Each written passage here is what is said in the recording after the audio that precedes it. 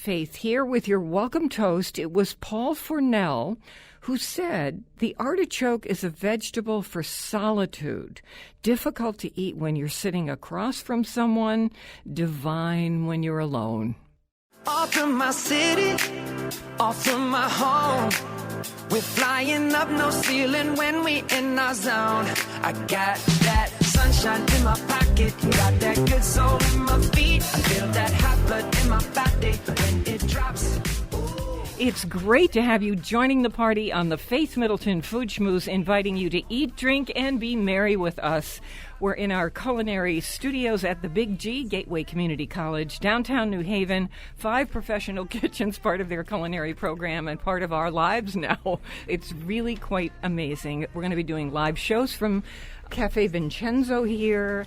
We've done one to test it out, and we're ready to go. So I'm with my food buddies, Chris Prosperi, Mark Raymond, and Alex Province. These are our senior contributors. Senior producer Robin Doyen-Aiken is here. Hey, everybody. Hey. Hi. All right, I want to tell you what happened.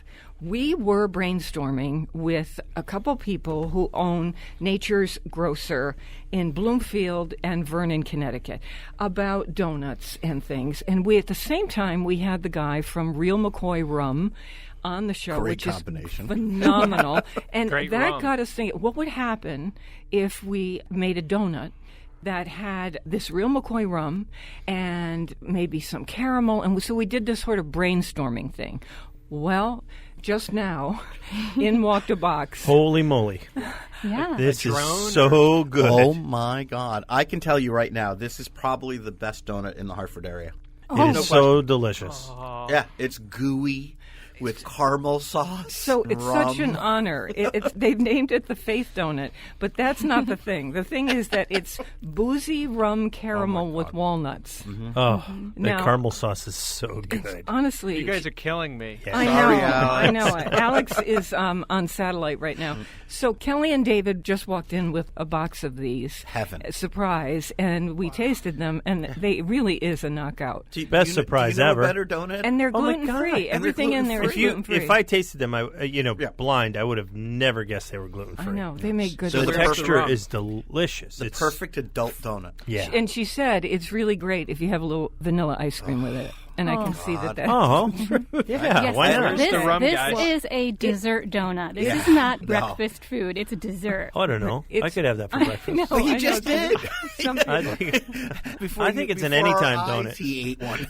Like in a second. Where did it go? if we could, in that I ate Star 2. Trek way, transport this to you, we would, Alex. Well, But maybe when a you half of when one. you're back in the studio, we'll do one. Okay, Alex, tell me about. We're on this sort of dessert subject. Matt does this incredible fast brownie thing. Tell me how this works for him. How did he invent this? No, so I think he's tweaked it. So it's a pretty simple, they're called Mexican brownies. And it's your chance to kind of use Duncan Hines or Betty Crocker, but he says you have to use the chewy fudge kind. So I don't love ask. that one. All right. You follow the instructions on the box, but you just add a half a teaspoon of chipotle chili powder, which you get at the grocery store, and a half a teaspoon of cinnamon. And instead of making them in a brownie pan, you do them in a muffin pan, and you cook them for 22 to 26 minutes. Matt's very precise, and 350 degrees. So the muffin pan gives you all these chewy edges, so every bite is like a corner. Like a Yeah. Mexican hot chocolate in brownie form. Yeah, It's and like they a actually Mexican brownie muffin. you can actually pair it with cajeta, which is like a Mexican caramel, like a dulce de leche mark. Oh, but yeah. instead of using Yeah. milk, they use goat milk, and it's the same kind of idea. Yeah. And then these two together, it's a really easy Mexican dessert. If you're going to do taco night, get a box of brownie mix, add some cinnamon and chipotle chili powder, and there you go. And Good way don't to end forget, it. we like to do brownies in the waffle iron. Oh, yeah. Because it gives them lots of high and low crispy edges. Cooks faster, too. So, but this sounds so easy to do it in the muffin tins, and then you everyone pour has the- one, and you pour the thing on top. Oh, Mexican yeah. caramel all in every hole. Loving it. Yummy. Yeah. So, Justin Chapple is joining us in a little while, and he is the culinary director of Food and Wine, both online and the magazine. And he has done a cookbook called Just Cook It, and it has been a long time since a book made me want to cook every single thing in it. This guy is something. He has great taste, and his job is to make things easy. Easier than when they come in the door from a lot of fancy people, chefs and celebrity, this, that, and the other thing. So that's what he does. And so he's got the home cook in mind. So we're going to talk with him in just a little while on the show. So stay with us for that. So, Alex, have you learned anything new being halftime in the Southwest? You're in Phoenix, Arizona. Have you learned anything new about cooking Southwestern? So we've been using the mesquite twigs that we get in the yard the same way in Connecticut you would save your clippings from your fruit trees. Here we have mesquite trees, so I just go through the yard and collect them. It's just a really easy way when you're grilling outside this summer to add a lot of flavor and maybe cut back on salt just because the mesquite is so strong. We're using it for salmon, on chicken and ribs. It's just fun.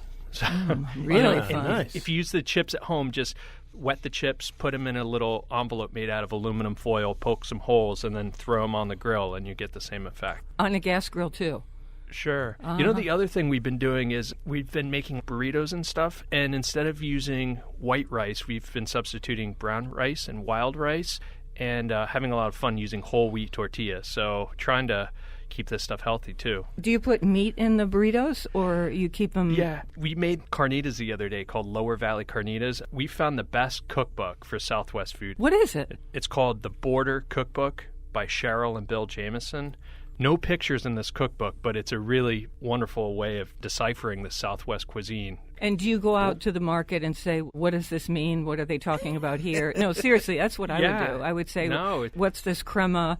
What do I do with it? That's fun. So I'm doing the old Ina Garden thing. I'm just buying it all and then trying brands and trying to figure out what salsa verde is. And you can't pronounce it in Spanish. You have to give it like the salsa verde pronunciation instead of like, una salsa verde. It's more like salsa verde. So You're becoming a native. You're local. Yeah. You're a local guy. oh, Good. that's a Palo Verde tree. So it's kind of fun. All right, we have some wines to tell you about, and we've got a choice for you. We've got a wine at $20 from Spain, and we have a wine from Napa Valley at $25. Let's start with the $25 bottle. Thank you. Good. Okay. So this is called Yardstick. It's from Napa. It's a Cabernet Sauvignon. At $25 a bottle, that's a little higher than our normal price point. It's a good bottle to bring over to somebody's house. Wonderful with a little chill on it if you're going to be having steaks or lamb on the grill. This is very good. And It's delicious. it's actually quite affordable For a Napa wine? a Napa wine. It's got good structure, too, right? What are you tasting? A little... I get a lot of that rich, dark berries like blackberries and currant and Yes, a little drop of plum. yeah. And that dryness on the sides of your mouth, that happens from the tannin in the wine and provides structure to the wine so that it stands up nicely to the food that you're having, usually protein, some kind of meat, especially grilled food. So everything gets better because of that good combination. 4 out of 5 yummies. 4 out of 5. 4 out of 5. 4 out of Okay. 5 yummies. So that's No sharp edges too. Yeah. Really Yeah, round. that's why I and like kind it. of Yeah. opulent. So this would be For a young wine, right? Yeah. Because it is a young wine. It's not very tannic, right? It's got nice structure, but it doesn't burn you on the sides of your mouth. Yeah, it doesn't No, hit you none of over the that. head with Yeah. that tea bag thing. How's it pairing with the donut? I bet you would be pretty good with the caramel. I'll tell you what, Yeah. it's really good with this donut. And I'll tell you, it's great with the lime Perrier that I'm having. It's just great. if you could only see us. Okay. So this sounds like a Saturday night grill a steak and have a cab and a slab kind of, a little Exactly. special bottle. Yes, And exactly. And you know how we all, in the summertime, we like our reds to go into the refrigerator for a little while, 20 Yeah, minutes. just to chill them a little bit. Get take off, them a little right? bit chilled. Some reds I will chill fully. Oh, totally. And serve them just 100%. point blank cold. It's just right in the summertime, and it makes the red wines appealing, right, Alex? yeah, there's real science to it. Alcohol evaporates at like 120 degrees. So when it's your bottle of wine's on the counter at 75 or 80 degrees, that alcohol is evaporating out. It really is changing the way the wine tastes and smells. So chilling it Stronger, gets right? it back down to the way the winemaker made it, because they're making it in their wine cellar that's 55 degrees. It's cool in there, and that's how they're blending. So if you take it out of that and put it in an 80-degree kitchen, it's not tasting the way they blended it. Now we come to the $20 bottle of wine, and this wine happens to be one of my all-time favorites on the show. I love wines from Spain, and this is one that I guess we turned this into, I don't know, this sold out, like Mark's kissing the bottle. This sold out about 5 billion times the first time we did it on the show, and here it is back again, a new vintage. It's called Museum, and it's the Reserva. Yeah. And you know this wine, Alex. Yeah, I love it. Okay, so this is a Tempranillo. So in terms of wine, what are the characteristics of a Tempranillo? If you're a Pinot Noir drinker, you'll love Tempranillo. They're similarly agreed. profiled wines. Much more delicate than Cabernet, a little bit more soft, but Tempranillos can be bold as well. And this is old Complex. vine Tempranillo. And this is 60 to 80-year-old vines. So when you're talking about wines made from vineyards of that age, the characteristics that they're grabbing is just super intense. This is a wine, this Museum, that is juicy in your mouth. It has a little streak of elegance in there, and it's a little sporty because you can taste just a whiff of Bing in there, but it has this juicy quality in your mouth and going down your throat. It is a wine that is spectacular with food. That's why I'm so madly in love with this. And it is also a wine that you can just sit and drink with nothing. It's so delicious. It's a special on wine. its own. Manchego cheese, maybe, that you can get at the grocery store. Sure. Some Manchego cheese sliced in little triangles with some Oh. olive oil, some good bread. Sitting around sharing cheese. some jamon and Oh, my goodness. Yeah. I mean, that's a classic Spanish afternoon. yeah. You know, Cabernet we think of going really well with steak, but Rioja goes really well with steak, too. In Spain, they would do like entrecote, and then they would do like a ribeye with Bone a in, salsa roquefort. They just at the very end reduce some cream with some roquefort cheese and pour that on top. And that with an old Rioja, that's as good as it gets. With some white asparagus and mayonnaise. Well, We always talk about Argentina being known for Malbec, but one of the things I've seen on the scene down there in Mendoza, more and more growers are producing Tempranillo. And it's a lot for the local market down there, but there's a lot of Spanish influence down there. And the Tempranillo they're making down there is being served with a lot of grilled foods. thank you for bringing this one in. And this is on our site, too. The Museum Reserve, foodschmooze.org. Highly recommend this to you for just about anything and everything, whether it's sitting around drinking with friends or having this with all kinds of food, grilled food especially, but anything. I Is adore it still this. in that beautiful bottle? Yes. Yeah. With Oh, yeah. that, It has like has that a heavy bottle. silver plate as the label. So it is a beautiful presentation coming into the house. Yeah, That's great. one of my favorite all-time wines as well. You do? You have it Love at the sharing house? it with everybody. Yeah. Yeah. Yeah. That's why I'm coming home. Yeah. It's and you know, affordable. And really affordable. $20. Yeah, it's not 60. But no, if it it should came be. from anywhere else, it would be 40 or 60 or Agreed. whatever. You know, Agreed. It's only 20 because it's from And you know Spain, something? but- I would pay 40.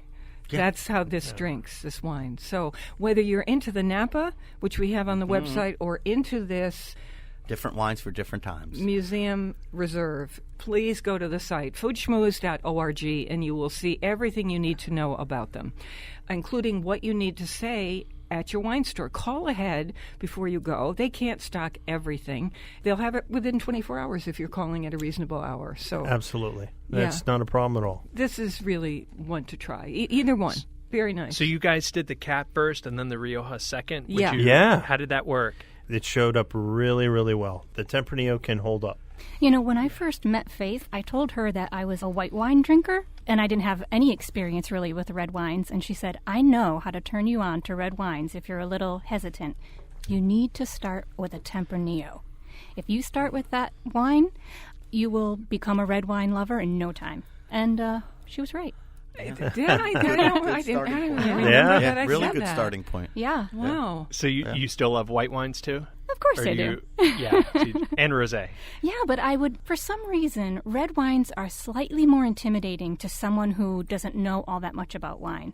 Maybe it's because I eat a lot of fish, so I gravitate toward whites because it goes so well with that. But Faith said if you're just jumping into these waters, to put a toe in, Tempranillo is the one to try. That's your toe. Friendly, yeah, very friendly. And speaking of fish, Tempranillo Riojas go really well with salmon, just like Pinot Noir does. They do. So that's and I would do what Faith does, on the chill grill. it. Great dinner. This one that we're trying here, I have had with swordfish on the grill, sure. and Oh, it was yeah. fantastic. Well, swordfish is the steak of fish. Yes, it really works. It's that funny thing. Besides maybe a red spaghetti sauce you could even get away with. I think that's the one thing I wouldn't do. No, I wouldn't. Yeah, no. Do you know the Germans do that with their wines often? Really? Yes, they have it with spaghetti sauce, and I don't mean something like a Chianti. They think that even their white wines are great with spaghetti sauce, red sauce. It's just unbelievable. I'm okay with it. You I are? mean, we're each his having own. them with, Well, you like what you like. with donuts, I That's guess. All right, coming up, we're going to have Justin Chapple, who is the culinary director at Food and Wine. He's got a new cookbook out that I adore. It's called Just Cook It.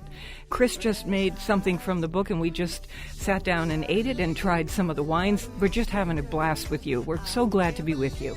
More mouth-watering conversation and fun ahead on the Faith Middleton Food Schmooze. I hope you will make a charitable contribution to feed the hungry. We're online now at foodschmooze.org, and we'll be right back. If I could bottle this up, bottle this up, I would bottle this up, bottle this up, I would, 'cause you're gorgeous in this moment. If I could bottle this up,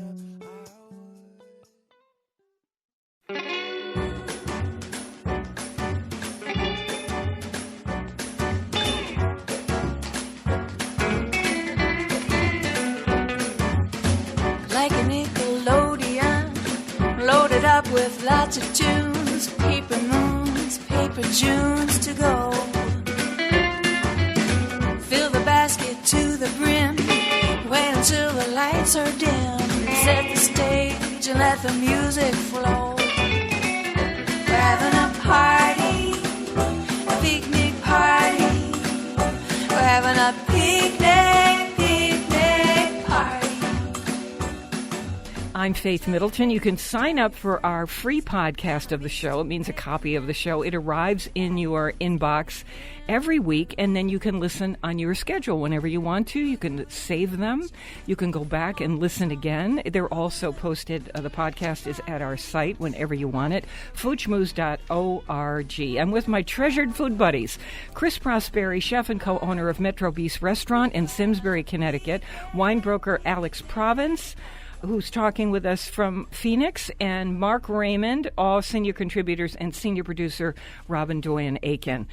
I promised you we would get to this guy because I'm pretty madly in love with this cookbook and this guy, I have to say. Justin Chapple is culinary director at Food and Wine. His new cookbook, Just Cook It, had me dying to make every recipe on these pages. And you know what? The recipes are designed to be home cook friendly. That's what I love about them. Justin, in his job, he tests and develops recipes at Food and Wine in the test kitchen.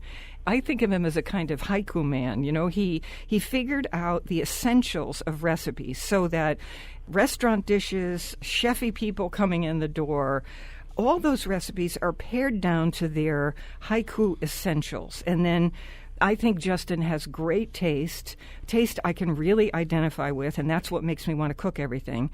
I'm talking about this, a gluten-free pepperoni breakfast pizza. Okay, a fingerling potato dish with 40 cloves of garlic. A chocolate pie that is covered edge to edge in salted roasted peanuts.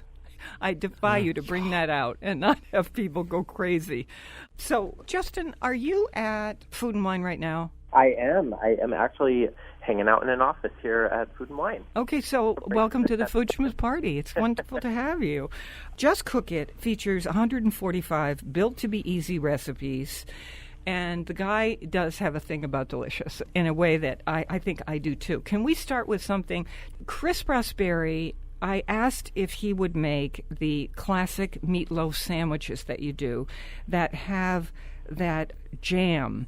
I can eat a meatloaf sandwich probably 3 times a day and all year long. I don't care what season it is. Chris, tell me how this came together. Yeah, it came together so easy, and the title of the book really came through as I was making it, if that makes any sense. Because following his instructions, it really is just, you can almost hear him, just cook it. Stop reading too much. I think there's an exclamation point in the title, too, you know. Yeah, and it is just cook it. So you preheat the oven, and then you heat up a pan, you put in a little bit of oil and some onions and garlic and a pinch of salt and pepper, and you cook that. In a bowl, you do eggs, breadcrumb, milk, Worcestershire salt, some salt and pepper. Cook the onions, then you cool it a little bit. You mix it in with the eggs and the breadcrumb. Then you throw in your meat. Meatloaf. Yeah, it's meatloaf, but it's like, I don't know, whenever I make meatloaf, even in my restaurant, sometimes I overthink it. And I'm like, oh, what's it going to do? And no, you just do it. It's the simplest recipe on earth. And I did exactly like he said. You just throw it all together. I put it in a little bit of a loaf kind of shape, threw bacon over the top of it, threw it in the oven, didn't think about it again until the timer went off. So these were delicious I had great sandwiches. meatloaf. Okay, now, but the jam is the key to this sandwich, I think. Agreed. And Chris brought in fresh from the farm, some arugula, and so we put that on, and then the jam. Yeah, the jam is another great recipe because I always do my jams on the stove, but this one, it's the same kind of recipe I've always done, except you roast it in the oven. So you take plum tomatoes that you've cored and chopped, brown sugar, a little bit of red wine vinegar, some salt, and some chili pepper flakes. And you basically mix it all up, put it in a 9x13 pan, chuck it in the oven, and really every once in a while go in the oven, pull it out, just with a spoon. I just sort of sloshed it around in there, shook it up, threw it back in the oven until it got syrupy, and then you just mash it all up, throw it in a jar again. Just cook it. I'm so glad that you guys prepared this recipe because it's one of my favorites. It brings me back to my childhood. My grandma made meatloaf every week, and when I first started cooking, when I moved out on my own, meatloaf was one of the first things that I made, and my roommate at the time didn't eat red meat, and so I always had leftovers, and I learned to enjoy it better as a sandwich. And then, of course, as I learned more about cooking and over the years that I've been at Food and Wine, I experimented with making condiments at home. And so the fact that you love the tomato jam is just making me beam right now. I think one of the things that should be pointed out is that it's only 5 ingredients, and with 5 ingredients, you can have a condiment on hand that is not only delicious on a meatloaf sandwich, but it's great on a piece of toast. It's great with crackers or on a turkey sandwich. It's just such a fun, smart way of using up the excess plum tomatoes that we're going to have this summer. Justin, I have to ask, did your grandma ever make it just white bread, meatloaf, and yellow mustard? Oh, my gosh, of course. We even ate it in hot dog buns. Yeah, That's awesome. That's a great Love idea, it. actually. So I'm reading along, and I get to a picture of you, Justin, and you were slicing something, and I said, oh, he's married. You had a wedding band on in the thing. That got me thinking about how, if you're a food person and you just love it and think about it and read, cookbooks in bed, and, if you're like that, when you're dating somebody, their reaction to food is very important.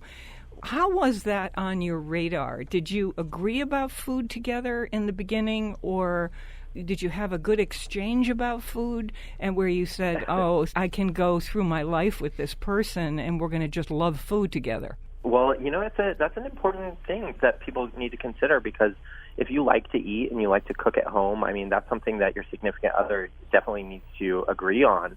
My husband Jason and I, when we first met, the first person to cook he actually made salmon at home, and it was delicious. And I was like, okay, somebody else who likes to cook at home, I'm ready to go. And and then as I was writing the book, he became, my main critic. He has such a happy palate. He likes to really eat anything. And so if he really thought something wasn't right, I took it very seriously, and I went back to the drawing board and I said, okay, he who eats everything, if he doesn't love it, then I'm going to redo it. And he's like a bull shark. Exactly. I mean, license plates, really shovels, plastic, whatever. Recyclables. Yeah, everything. So here for our vegetarian friends especially, and by the way, that meatloaf recipe with the jam is at our website, foodschmooze.org, and so is this, roasted carrot and avocado panzanella. So that is a bread salad. One of my favorites. Right? Bread salad that you would normally have with tomatoes and onions and oil and vinegar, and the little bread cubes would soak up all the dressing, and it's just a fabulous thing. But with roasted carrots and avocado, this is a really smart idea. I can't wait to make this. So tell me how this came to be. Roasting carrots and pairing it with avocado is, I wouldn't say it's kind of a new idea. There's some chefs out in the world, lots of them, Jamie Oliver being one of them, Alex Stupak here in New York City. He's another one who loves to pair them together. I've always loved that combination. But the way this recipe came together is one of my friends is an actor. His name's Jesse Tyler Ferguson. He's on the show called Modern Family. Mm-hmm. And, Yeah, we love him. He's so funny. Oh, my God. And he actually has a food blog that he started with a friend of his named Julie. And, you know, they were kind of having a launch party, and so he asked if I wanted to come out to L.A. and go to the launch party. So I stayed with him for the weekend, and then he didn't tell me, but we were actually going to a potluck brunch. And I was like, oh, my gosh, I had no idea, so what do I do? And so we went to the market, and I said to myself, okay, what can I make that will travel well, but that will be surprising and seasonal and, you know, make people say, wow. And I said, I'm going to do the carrot and avocado salad because, much like you, Faith, people hear the combination and they're like, wow, that's wacky. But it really, really works. And I said, to take it one step further, I'm going to do a riff on a panzanella, which is a classic bread salad. And so I roasted the carrots with lots of fresh orange juice and lemon juice and coriander seeds and cumin seeds so that they got just tender enough, but they still had a little bite to them. And I tossed that together with some fresh avocado slices, some toasted sourdough bread, some watercress, and, you know, it just came together so nicely. And the reason it was so ideal for a potluck was because the bread, when it's toasted and it starts to absorb the juices and the dressing, it stays a little crisp, but then it gets a little chewy. And by the time you get to a party or a brunch or whatever you're making it for, it's like the perfect texture, and it has absorbed all that really delicious flavor. This is a good picnic idea. One of my favorite things. Such a great picnic idea. Yes, I love it. I can be very boring with vegetables, and I realize I will eat more vegetables if I get more creative, and so this was inspiring to me, so I thank you for that one. Now, I'm going to do something crazy. Normally, we would save the desserts to the end because that's where they go, but I can't resist this. I took one look at this picture, and I thought, I am going to die. It's your chocolate peanut pie. So imagine a chocolate pie in a pie plate, and every single space on the entire top covered with roasted salted peanuts. The whole, It is just like, I was like, oh my God. And it has a graham cracker crust. So, but if you're gluten-free, you could swap that out for some gluten-free thing like ginger snaps, gluten-free ginger snaps, right? Exactly, or you could do like a gluten-free pretzel crust or anything like that. Really, anything that's salty. That's a Chocolates great and pretzels idea. and peanuts. Oh my God, I love that. Okay, so we're going to skip to dessert, and then we're going to go to some other things that I absolutely adore. This is on our website too, foodschmooze.org, and you're going to want this. So it's a graham cracker crumbs, a stick of butter, light brown sugar, salt, a little bit of, a fair amount of heavy cream, semi-sweet chocolate chips, and honey roasted peanuts, which makes it even better because you've got that salty sweet thing going on, which we love on this show. Oh my gosh, I love honey roasted peanuts are one of my secret weapons in the kitchen. They have a ton of flavor. They're my favorite thing to snack on. And I love a chocolate pie no matter what. And what I think people don't realize, and I'm hoping that I inspire people when they see this recipe, is that making a chocolate pie is actually really, really simple. And the shortcut I use is rather than going through the process of making a chocolate custard, which can be a little finicky and a little time-consuming, I skip the nonsense and I actually go right for a chocolate ganache, which makes it really rich and really flavorful. And most importantly, it makes it really easy. You just heat up some heavy cream, you pour it over some chocolate chips, and you let it melt. And that's literally the whole entire filling. It's 2-ingredient filling. Really? That is it. That's the it. recipe. Perfect. Like so good. The hardest part of the recipe is actually making the graham cracker crust. But if you're a fan of the store-bought graham cracker crust that you can buy in the refrigerated section, use that. go for the chocolate ganache, buy the honey roasted peanuts, and you literally have a 4-ingredient, really decadent, beautiful dessert. It's one of my favorite recipes in the whole book. I'm so glad that you're featuring it. I was thinking, why is I want this on the cover. I want this across the whole back. I'd like a poster of this in my house. And I'm still trying to figure out. So the peanuts go on top, and the whole top is covered with peanuts. So do you just pave them on? No, the whole How do you? top, yeah. Scatter them on top, and I just press them a little bit with my hands and to make it stick to the ganache. And then it hardens, right? Ganache gets really thick. Yeah. It doesn't get too thick, but it gets just thick enough, and then it kind of holds on to the peanuts. But you know what? If some of the peanuts fall off when you cut it, it doesn't matter. Just pick them up and eat them. Yeah, that's right. Don't you think we have to dream up a word for ganache? I think the word ganache scares home cooks who aren't skilled with baking. I am one of them. I do the simplest desserts because I'm terrified of baking. I'm the first to admit it. Yeah. And ganache makes me think, chocolate pie filling. Or chocolate pudding pie. What can we say? Melted chocolate filling. Sometimes I just tell people that it's like a chocolate cream because I use ganache in different forms. So you can't, for all the different things, you wouldn't really be able to call it ganache, but what I've done throughout the dessert section, I've kind of made versions of ganache in all different kinds of recipes. So obviously the filling on my chocolate peanut pie is a ganache. It's a true ganache. But then I've taken what a ganache is and I've transformed it into other things. Like, for example, my DIY chocolate truffles, where I make a version of ganache using chocolate chips and sweetened condensed milk. But it's sort of the same technique. You're basically just melting the chocolate in a dairy. I also use it in my hot chocolate is kind of a version of ganache, just in a different texture. But then, of course, I have the simplest chocolate mousse, and it is literally the easiest chocolate mousse you'll ever make in your life. And I made it because I accidentally made a ganache that was too thin. Nice. And what did you whip it? Yeah, and then I whipped it. And then it's mousse. Pour it into popsicle stick holder things and throw them in the refrigerator or the that freezer. Exactly. I was doing a cooking demonstration recently where I was making the mousse and showing people, because mousse is something that people are afraid of, much like ganache. And I learned how to make it in culinary school, and I still don't love to make it at home because it's all about maintaining the right temperatures. So one time when I was making it, I put too much cream and not enough chocolate. The ganache was too thin, so what I did was I added a little bit more cream to thin it out even more. And ultimately what I had was a chocolate-heavy cream. And so then I stirred in a little cocoa powder to make it extra chocolatey. Then I chilled the whole thing, and it was almost like a really thick chocolate milk. And then I would have drank that, probably. Well, I did drink some of it, just to be quite honest.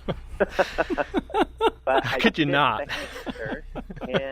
Jason, taste this. Try this. This is good for you. Okay, so here is lemon. I just had a thought. Let's take the show. Justin, what if we took the show into your test kitchen and we did the show from there? Together, all of us together, doing stuff. Oh my gosh, that would be so funny. We might get into trouble, though.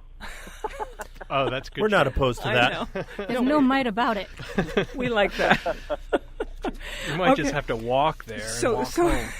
Let me just say that on the other side of this quick break we're going to take, I'm going to keep talking with Justin because this book, Just Cook It, it's at our website. All the information about it, some of the recipes are up there, including a chocolate peanut pie. But there are other recipes in here that I'm just blown away by. And Justin has these tricks he does where he streamlines things, takes steps out, and makes it simple but preserves big flavor. So we're going to get to the lemony artichoke dip in just a minute, and I'll tell you what his hack is on this. But for right now, stay right where you are. We love the local. Please support your local food growers and food makers to get the podcast free of the Food Schmooze Party every week. To find all of our curated recommendations, go to foodschmooze.org, and don't go away. People thought the world was flat, then they learned that it was square, so they had to find another way to roll. Seize the day and celebrate, eat and drink and merry be, and savor every cherry in the bowl. Oh, we're having a party, a big, big party. We're having a picnic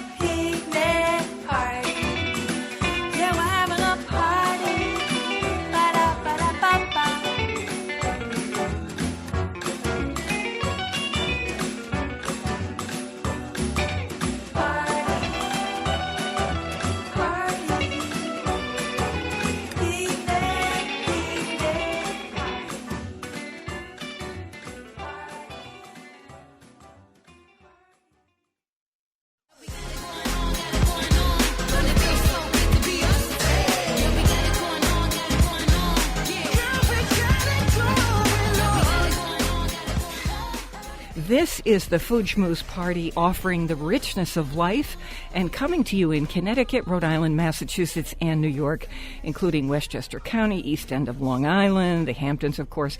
Senior producer is Robin Doyen-Aiken. And to hear this show on Connecticut Public Radio, it airs Thursdays at 3 and 9 and Saturdays at noon. Podcasts, our curated recommendations are always online at foodschmooze.org. Our guest, of course, is Justin Chapple. Love his cookbook called Just Cook It, 145 built-to-be-easy recipes. He's director of the culinary program at Food and Wine, so he's the guy who makes things easy for us to understand, simplifies them, and yet preserves the integrity of the recipe, the stuff that makes you say, wow, I think he does. So here's this, Justin, lemony artichoke dip. And I stay away from cleaning artichokes because I just think, even though I could have them every day, I just think, I don't have it in me to go through all this. And tell me what your hack is on this. This was great. My hack, believe it or not, and hear me out, is frozen artichoke. I know a lot of people kind of look down on frozen vegetables. I happen to think two of them are indispensable. One is frozen peas. I think we can all agree it's so much easier to use than buying fresh ones. But the other one is artichokes, and that's because they take the work out of using artichokes. I know that all of us are food people, and I'm sure we've all attempted to clean artichokes. I've pared one into nothing before, where I just kept cutting, and then I ended up with nothing except for the chote or whatever. The fiber. It's so intimidating, and you start going, and then you're trying to make it in, and you're trying to. I mean, I worked in fine dining restaurants where I had to we call it turning artichokes, and I had to turn artichokes for hours, and it was just like so stressful because if they didn't look right, then you kept whittling them down, and then you end up with nothing. A case of artichokes is this big thing, and when you're done, you get like this little bowl thing, and you're like, where did it all go? Exactly. And so I discovered frozen artichokes, and I love them. I just defrost them, put them on a little paper towel to get the excess moisture off, and they have so much artichoke flavor. And so when I make artichoke dip at home, that's all I do now. Well, wait till you hear this. So there's mayonnaise, lemon zest, lemon juice, garlic, Tabasco or Frank's hot sauce, the frozen artichoke hearts that you coarsely chop. They've been patted dry, some shredded Monterey Jack cheese, fresh chives, panko breadcrumbs, a little bit of butter, and then what you're serving this lemony artichoke dip with. So this all just goes together, right? Yep, with the exception of breadcrumbs, which go on top. But everything else just literally gets mixed together in a bowl. That's all you do. And then you put it in a baking dish, top it with the breadcrumbs, and you just bake it till top. You don't have to worry about any of it being cooked through. It's mind-blowing how quickly it comes together. So, Mark, this is the kind of thing where when people come over, we talk about this, putting out certain things. Right. And I thought, I have to do this lemony artichoke dip. And then, you know what flew into my head, Justin, is I thought, when it comes out of the oven, I want to put it on pasta. Do you think it could work? Oh, yeah. A few scoops of this on hot pasta and just mix it. Anything on pasta works. Right? You can actually just take the mixture and toss it with cooked noodles and put that into a baking dish. Ooh, so it's like baked pasta. Right. Just maybe undercook the pasta a little bit. Yeah. And now you have basically artichoke mac and cheese. Yeah. You still have me on the frozen artichokes. I have to look for these now because I love artichokes. I just don't ever use them because they're a pain. I'm still not sure what part you're supposed to eat. Well, you want to eat everything but the choke, that's for sure. The choke is the little furry part. Don't eat the furry part. And the spine, so obviously the little needles, but you don't want to eat those. But the only time I really buy whole artichokes anymore is if I'm going to steam them and eat them whole. They're delicious that way, but they're also they don't require any work because you just steam them whole and then you eat them. Eat the bottom of the leaf thing, Yeah, scrape the leaves off in your teeth, and it's so delicious. But if you're going to use them for cooking, it's so much work. You sold me. Frozen. So when you're buying them frozen, are they already peeled? Yeah. Peeled back. They're already cleaned. So it's and just the hearts. Yeah. It's the heart with just the leaf ends, which is the part that you can just eat fully. Because I've seen them in cans before. So these are better than... Not the same. Yeah, not the same. Yeah, I don't like canned ones. Yeah, the ones in cans tend to be a little bit more cooked, and they're almost like brined. They taste like tin. Go ahead. Have a little bit of metallic flavor. But what I will say, I do love our marinated artichokes in the jar. Yeah. Yeah. Agreed. Okay, so I thought, your dad is my kind of guy because you have his recipe. It is a gluten-free pepperoni breakfast pizza. It's actually a little bit of a play on words because growing up, my dad would make this, and he always called it breakfast pizza. But as I got older and I went to culinary school and I started working for Food and Wine and I became more knowledgeable, I realized he was just making a frittata that was like jam-packed with ingredients. Yeah, that's right. That's exactly right. But I think the pepperoni crumble on the top is a really terrific idea. Oh, yeah. Basically, for the whole recipe, I saute red potatoes. I don't know why, but red potatoes to me always feel like breakfast. I mean, right? Because isn't that what home fries are usually made of? Yeah. I saute that with just a little chopped up pepperoni. And when I spread it in the pan and then I add the eggs, I kind of flatten it out and then I top it with mozzarella cheese and more pepperoni slices. And then I bake that and it ends up looking exactly like pepperoni pizza, except it's a potato, pepperoni, and egg frittata.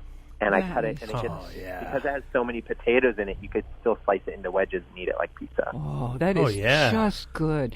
And, you know, if you want to fancy it up, or if you're someone who loves chorizo, you could do that instead of your pepperoni. Yeah. I mean, I thought, I'm going to make that You for can my have so family. much fun with that. Oh, yeah. Or if you're out on the Cape, you can do linguiça. If you're Or Stonington, Look at Connecticut. you throwing in the local. He loves the local, too. Can I do, so I just want to mention, I'm a fan of roasted potatoes, and I saw this fingerlings, you know, those little tiny potatoes, and you slice them in half so that they get caramelized on both sides with 40 cloves of garlic.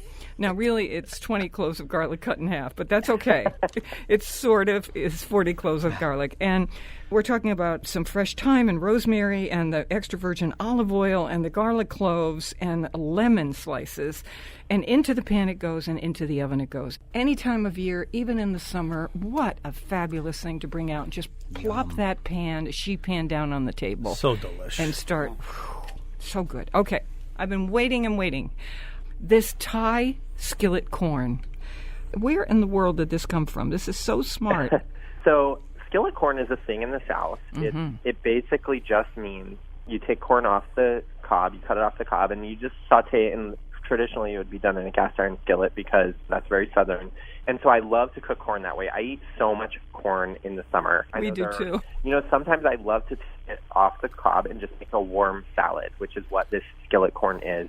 And it's just a lot of corn, but with Thai flavor. So it's inspired by the flavors of some of the stuff that I eat when I order Thai food. Coconut and fresh lime juice and salty Asian fish sauce and a little bit of sugar. I bring all those things together and I saute the corn in a nice hot cast iron skillet. Then you get that really fun sweet and sour flavor, which is so perfect in this dish because you're getting that salty fish sauce, but then you're getting the little bit of sweetness from the sugar and corn. It's just so good and it's so simple. Heavenly so dish. Smart as an idea. We're like you are. We're totally into corn. I need a new one, though, every year. When the season starts. Yeah, you start to think of, and I love to do the skillet with the caramelized corn, but, you know, I'm looking for things to do. This recipe serves 4 to 6. If it's in my house, it serves 2. I'm thinking if you took like lettuce leaves, make a little burrito. Oh my gosh, that would be tacos. so That's a good idea. But Yeah. also, So if you want to bulk it up, though, is you can actually just stir in some shredded rotisserie chicken or some poached shrimp just to heat it through, and you have like this full meal. And even that, to your point, would be delicious in a lettuce wrap, maybe with a little sriracha on top. Yum. It also could be one of Healthy. those summer rolls with rice Oh, that would paper be so or as a fun. wrap. They're really fun. You have to try The that. Let me know. transparent ones. So burgers, we're all into burgers. We're not vegetarians on the show, though we try and eat more vegetables in our meals and all that stuff. I'm interested in burgers that are, you know, not all beef. And you have a quinoa burger in here with an avocado mayo and pea shoots. If you're around some place where you can get those, you could put in anything you want. But I love the crispiness of this as a burger because that's what's missing in a lot of vegetarian burgers is that crunch, crispy things. The texture thing. Yeah. Oftentimes when you eat the black bean burgers, they're just a little too soft and soggy. Yep. So this is quinoa eggs, breadcrumbs, parsley, shallots, touch of cornstarch. We're going to explain why. Garlic clove, olive oil. You put these on English muffins, you do, and you make an avocado mayo. There's a recipe in here for that. You can do some sliced cucumber or lettuce or arugula, whatever you've got around. So the cornstarch is what people will wonder about. Right. So the cornstarch is actually just used as a binder here. You really just need it to kind of absorb some of the excess moisture that your cooked quinoa might have, or the egg. And when all that comes together, it forms a really nice texture. And it's that texture that's going to keep these in a burger shape.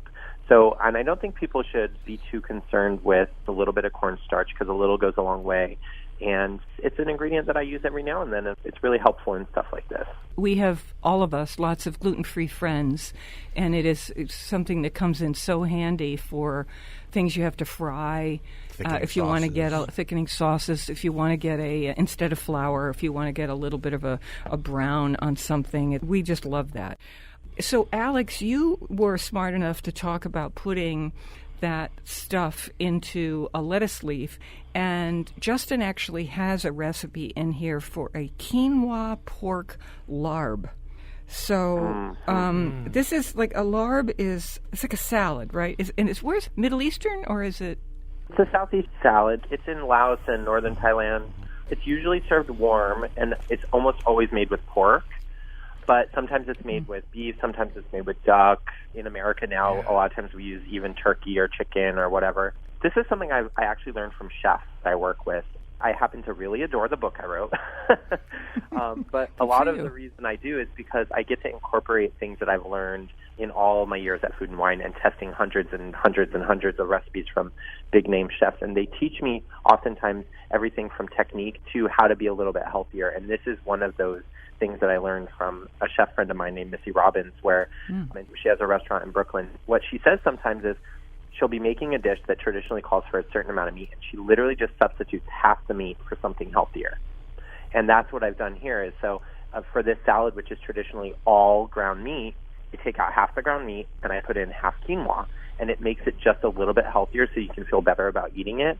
What I also realized was it actually adds like a really nice nutty flavor, the quinoa does, and it made this really just fun, well-rounded dish that I'm really, really proud of. So we're talking about, almost out of time, but quinoa and just a half a pound of ground pork and fresh lime juice. Again, the Asian fish sauce is back, minced shallots, sriracha, a little touch of sugar, garlic clove, a fresh cilantro is back again, fresh mint, so you can see that Thai profile. And this goes into a lettuce leaf, and you eat it with your fingers. It's a thing in the summertime especially that I just adore eating. I just feel it tastes so delicious. On and on it goes. I wanted to be able to talk about the pineapple roasted pork shoulder, but we're almost out of time.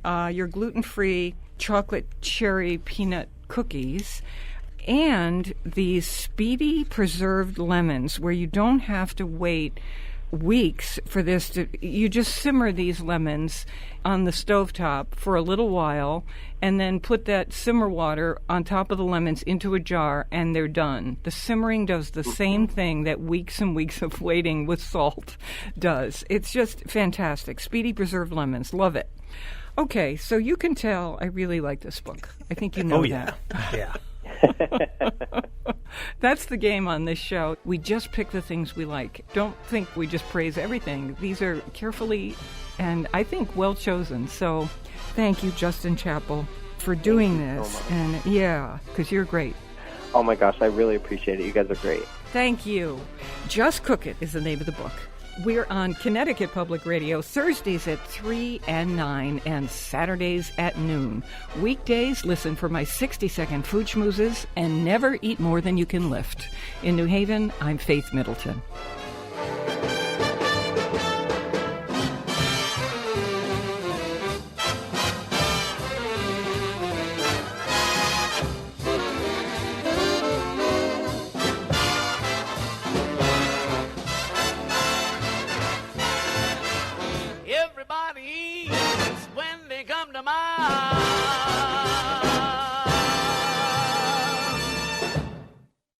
Hey, don't want the party to end? Well, neither do we. Talk with us anytime online at foodschmooze.org.